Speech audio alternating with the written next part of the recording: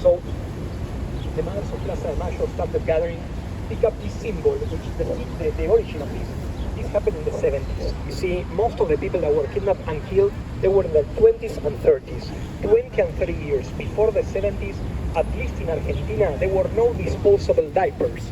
People just use a piece of fabric and wash it again and again. So by this time, these women went into their children's old stuff, now missing young relatives, and found their old diapers. And they used them as headscarves. This is the symbol that you see.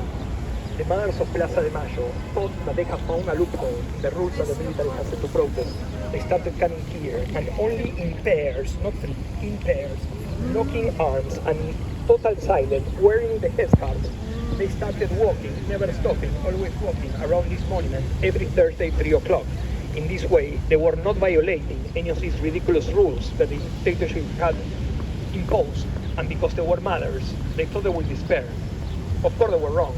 A man that we now call the blonde angel of death, a young good-looking man by that time called Alfredo Astiz, actually a member of the Navy Intelligence Service, infiltrated the mothers of Plaza de Mayo, told them his sister was kidnapped too, and ended up sending the first 5 of them, women in their 50s and 60s, to a concentration camp where they were subsequently killed.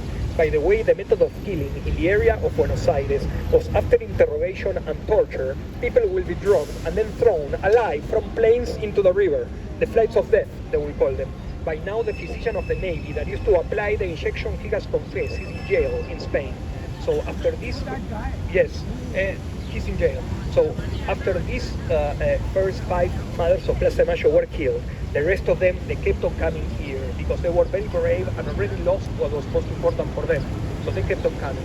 By this time, the people of Buenos Aires and of Argentina in general, I would say, started becoming aware of the amount of human rights abuses the dictatorship had committed. Economy was a disaster. The dictatorship bailed out the banks. This became the national debt of the Argentinian taxpayer.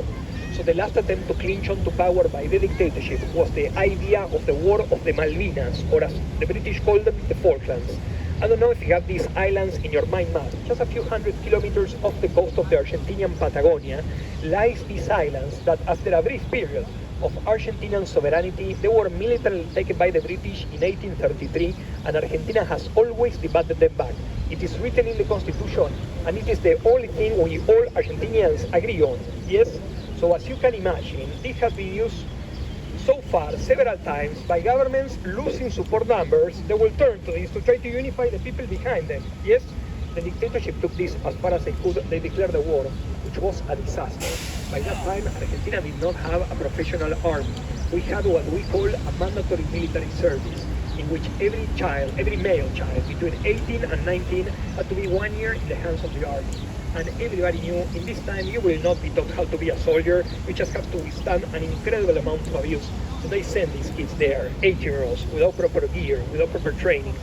Fought bravely, by the way, but against professional soldiers, the British sent the Gurkhas to fight them, yes?